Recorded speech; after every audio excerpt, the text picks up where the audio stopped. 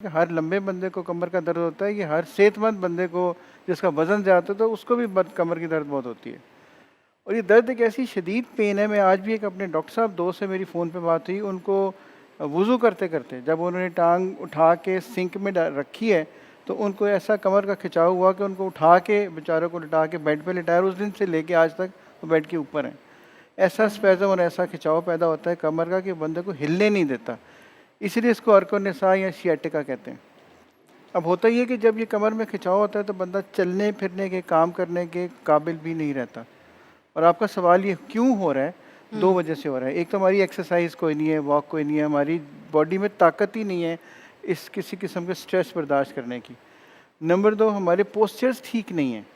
अब ये देखें, वो लोग जो कंप्यूटर पे काम कर रहे हैं, वो लोग जो लैपटॉप पे काम कर रहे हैं, जो मोबाइल फ़ोन इस्तेमाल कर रहे हैं, वो उनमें से किसी बंदे का भी अपने बैठने का पोस्चर ठीक नहीं है, जिसकी वजह से दर्दें बिल्कुल जो है ना वो आसान हो जाती हैं। सर एक बात भी, आप लोग जैसे कहते हैं ना कमर को सीधा करके बैठो, आपके आते ही मैं कमर को सीधा करके ऐसे बैठ गई हूँ, मगर समटाइम्स इतनी देर खिंचाव कर करके भी ना बिल्कुल ऐसे स्टैचू की तरह बैठे बैठे कमर में फिर तब भी थोड़ी सी ना बड़ी अकड़ सी और बड़ी तकलीफ सी पैदा हो जाती है। जिन लोगों की मैं कहती हूँ हर एक को इतनी आदत तो नहीं होती। अब इतनी देर बंदा ऐसे टाइट पुतला बन के किस किस तरह से बैठे, अब ये भी मसला है। अब ज़ाहिर सी बात है टीवी देख रहे हैं तो दिल करता है बंदा रिलैक्स इस पोजीशन में बैठे, ठीक है, कभी इस पोजीशन में बैठे, कभी बंदा यूं बैठ जाता है। तो अब ये वाली पोजीशन है हमें आराम भी बड़ा देती है मगर बाद में तकलीफ भी बहुत देती है। तो अब क्या करे बंदा, क्या इस पोजीशन में हम बैठ ही नहीं सकते? हमने टीवी देखना है, पोजीशन में नहीं रह सकते, हमने टीवी पे यूं देखना है। ओ वाह व्हाट अ मूवी, व्हाट अजीब सा लगता है। आप बिल्कुल ऐसे ही बैठे, लेकिन पीछे थोड़ी सी सपोर्ट रख लेना। अच्छा, थोड़ी सी सपोर्ट रख लेंगी तो आपकी कमर सीधी रहेगी। देखिए, रूल यही है, बॉडी का वेट जो है वो सीधा ट्रांसफर होता है। जब आप बॉडी को कर्व मतलब कर देंगे, ये मेरी कुशन है, ठीक है, हाँ अब ये मेरी हाँ वो हाँ, है चेयर, इसको अगर आप इसको पीछे मैं रखें थोड़ी सपोर्ट मिल जाएगी आपको। सपोर्ट हमने इस तरीके से ये सपोर्ट ले ली, ठीक है, हाँ, कमर वाली जगह पे, कमर वाली जगह के ऊपर और हम इसको ऐसे सपोर्ट इसको दे दें। अगर आप सपोर्ट, जैसे मैं बैठा हूँ पीछे सपोर्ट साथ लगी हुई है। अच्छा, हाँ जैसे आप जैसे लोग जो ट्रैवलिंग बहुत ज़्यादा करते हैं, उनको हाँ हमारे सिर्फ एक मशवरा ये होता है, चाहे वो गाड़ी में सफ़र करें, बस में सफ़र करें या जहाज़ में। जहाज़ में सफ़र करें तो ख़ास तौर के ऊपर आपको विंडो वाली सीट नहीं लेनी चाहिए। अच्छा विंडो वाली सीट नहीं लेनी चाहिए, ख़ास तौर पे लंबे सफ़र में, क्योंकि उस सीट से आप निकल नहीं सकते। हाँ साइड वाली सीटें, इसको आइल कहते हैं, वहाँ से निकलें, उठें, आध घंटे बाद एक चक्कर लगाएं, आके बैठ जाएं, कुछ नहीं होगा। मेरे पास ठीक है। इतने पेशेंट्स आते हैं जो लॉन्ग फ्लाइट के बाद, लॉन्ग ड्राइव के बाद, चाहे वो लंबा सफ़र करें बस में, चाहे वो गाड़ी में और चाहे वो जहाज़ में, उनकी डिस्क में पेन शुरू हो जाती है, कमर में दर्द शुरू हो जाती है, वो टांगों में जाती है और वो बढ़ती बढ़ते बढ़ते वो काम करने के काबिल भी नहीं रहते। अच्छा सर, अब ये जो मसल पेन होती है कमर में, जो पट्टे हैं उसमें खिंचाव हो जाता है और उस जगह पे ना दर्दें निकल आती हैं, ये दर्द उस जगह पे होती क्यों है और ये दर्द को कैसे ख़त्म करना है अब? अच्छा, दर्द की 2 वजह होती हैं। एक चीज़ मेन होता ही है कि जब मसल स्पैज़म में, खिंचाव में चले जाएँगे, जैसे प्लेयर्स को नहीं आप देखते कि खेलते-खेलते एकदम अपनी टाँग पकड़ के एक बंदा लेट जाता है और उसके बाद 2 बंदे आते हैं, उसको स्प्रे करते हैं, फिर वो इस काबिल होता है चलने के, या उसको उठा के बाहर लेके जाते हैं स्ट्रेचर में डाल के। यही खिंचाव, यही स्पैज़म कमर में भी होता है। अच्छा, दूसरी जो मेन वजह होती है वो जो सियाटिका जिसको कहते हैं, कि एक डिस्क होती है 2 मोरों के दरमियान। वो डिस्क अपनी जगह स्लिप करके जाके वो किसी नस को दबा देगी और उस नस में दर्द शुरू होगी, जो कि उस टांग में जाएगी, चलने नहीं देगी, हिलने नहीं देगी, और इतनी शदीद पेन होगी बंदा चल नहीं सकता। उसका इलाज 2-3 तरीके से करते हैं। सबसे पहले उसको डायग्नोज करते हैं एमआरआई करके कि कौन सी डिस्क स्लिप है और कितनी ज़्यादा स्लिप है। इसके फिर आमतौर पे 2-3 तरीक़ों से इलाज किया जाता था। पहला तो रेस्ट है। अगर आप रेस्ट करें तो बेतहाशा दर्दें, बहुत सारी दर्दें वैसे ही ठीक हो सकती हैं। अपना पोस्चर ठीक कर लें, थोड़ा सा रेस्ट कर लें, थोड़ी सी वॉक कर लें और आम रूटीन की दवाई खा लें। लेकिन अगर इससे ठीक ना हो तो फिर हम जो पेन मैनेजमेंट के लोग हैं, हम इसका इलाज करते हैं बग़ैर सर्जरी के, बग़ैर ऑपरेशन के, बग़ैर बेहोश किए।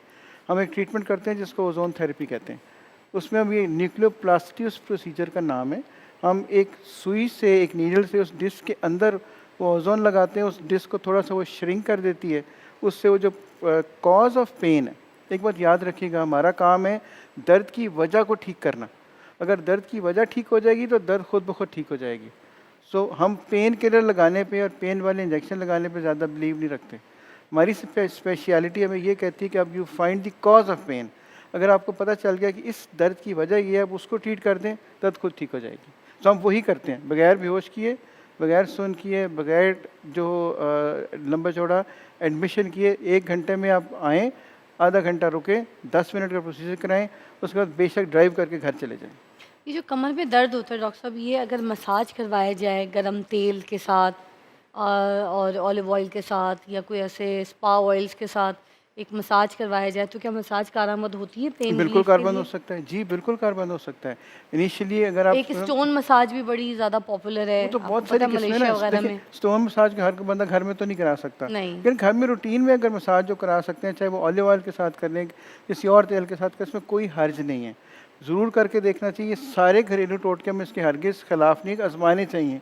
लेकिन अगर आपको ये महसूस हो कि सब कुछ करने के बावजूद मुझे फ़र्क नहीं पड़ रहा, मुझे दर्द बढ़ गई है, चला नहीं जा रहा, टांग उठाने में प्रॉब्लम हो रही है, तो एक बात याद रखिए, 4 निशानियाँ याद रखें। अगर ज़्यादा देर खड़ा नहीं हुआ जा रहा, जैसे नमाज के लिए खड़े होते हैं, लाइन में खड़े होते हैं, किसी वजह से बिल जमा कराने खड़े होते हैं, इमिग्रेशन में नहीं खड़ा हुआ जा रहा, नंबर 2 ज़मीन पे बैठ के उठा नहीं जा रहा, जैसे नमाज पढ़ के उठते हैं या ज़मीन वाला वॉशरूम से उठते हैं, नहीं उठा जा रहा, ज़्यादा देर बैठा नहीं जा रहा, अगर 4 घंटे 3 घंटे बैठना पड़ गया और साइडें तब्दील करनी शुरू कर दी हैं, और नंबर 4 सुबह सो के उठने में प्रॉब्लम हो रही है, सुबह बंदा छलांग मार के उठ नहीं सकता, उसको अपना आप सेट करने में, सेटल करने में टाइम लग रहा है। इसका मतलब है कि आपकी कमर में और आपकी डिस्क में कोई मसला मौजूद है, जिसको जल्द अज जल्द हल करना ज़रूरी है। नहीं तो फिर बंदा किसी ऐसे स्पैज़म में चला जाता है कि उससे चलना फिरना भी मुश्किल हो जाएगा। तो 4 निशानियाँ कम से कम याद रखें। सर अगर ये पेन बहुत सीवियर हो जाए तो इसका क्या जो है नुकसान हो सकता है इंसान को? प्लीज़ अभी ब्रेक के बाद हम हमें प्लीज़ सही से एलैबोरेट कीजिएगा, ठीक है? हम ब्रेक लेते हैं, ब्रेक के बाद ज्वाइन करते हैं डॉक्टर। जिम में जाते हैं, इनका होता ये है कि ये लोग बग़ैर प्रिपरेशन के किसी बड़े हीरो को देख के उनका यही ख़्याल होता है कि हम पिछले अगले 15-20 दिन के अंदर वही वाली बॉडी बना सकते हैं जो कि अगलों ने सालों में बनाई होती है। फिर ये क्या करते हैं, अगर हमारे पास ट्रेनर अच्छा ना हो, हमारा कोई वो बंदा जो कोच अच्छा ना हो, तो ये जाते सार अगर आप झटके से वज़न उठाएँगे तो वो चीज़ें आराम से वो डिस्क स्लिप कर सकती हैं।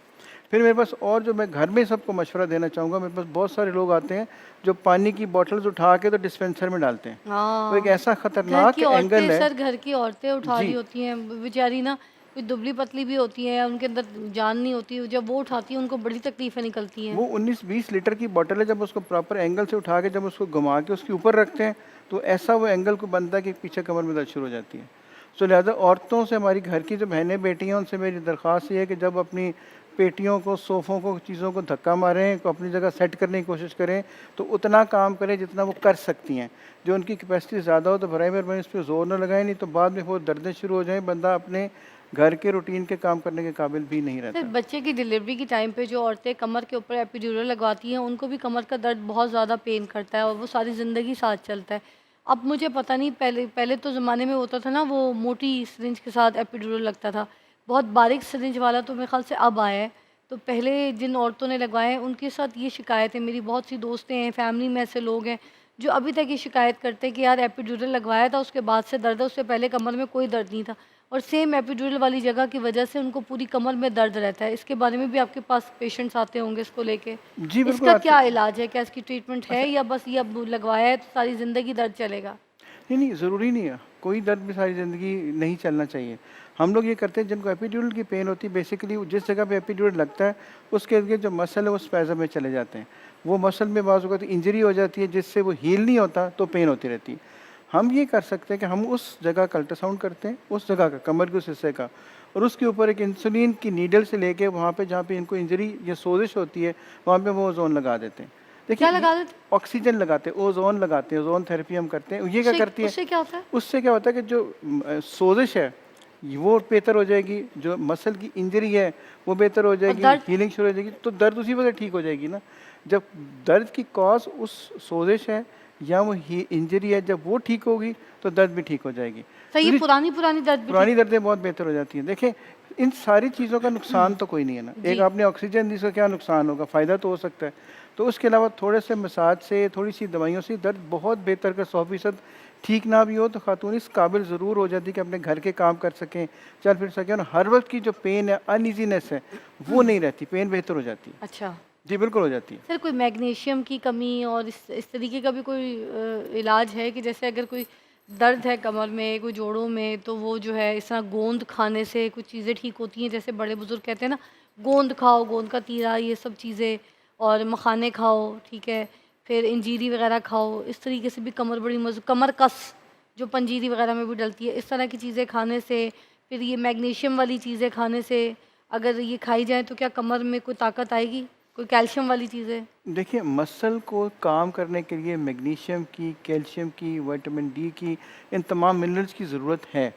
हमारी ख़वातीन जो आमतौर पे सन में सूरज में नहीं जाती हैं, एक्सरसाइज जिनकी नहीं है, रेगुलर वॉक जिनकी नहीं है, डाइट जिनकी प्रॉपर नहीं है, खाना सोना प्रॉपर नहीं है, तो उनको अगर ये चीज़ें दे दी जाएँ, इसमें कोई हर्ज नहीं है। तमाम चीज़ें आज़माई जा सकती हैं, तमाम ये पंजीरियाँ खाई जा सकती हैं, तमाम चीज़ें ली जा सकती हैं, लेकिन एक चीज़ का ध्यान रखना ज़रूरी है कि अगर आपको ये सब कुछ करने के बावजूद आराम नहीं आ रहा, दर्द वर्स हो रही है, ज़्यादा काम ख़राब हो रहा है, दवाइयाँ असर नहीं कर रही, तो फिर वो मौका है जब आप किसी को दिखा लें। अपने घरेलू टोटके ज़रूर आज़माएँ, तेल ज़रूर लगाएँ, मसाज भी कर लें, ये सारी जो आपने चीज़ें बताई ये भी खा के देख लें। इन तमाम में कोई ना कोई हिकमत होगी तो हमारी इतने अरसे से चल रही है। हम इनके ख़िलाफ़ नहीं हैं। हम सिर्फ़ ये कहते हैं जब ये चीज़ें काम करना बंद कर दें तो फिर उनके ऊपर जमे ना रहें।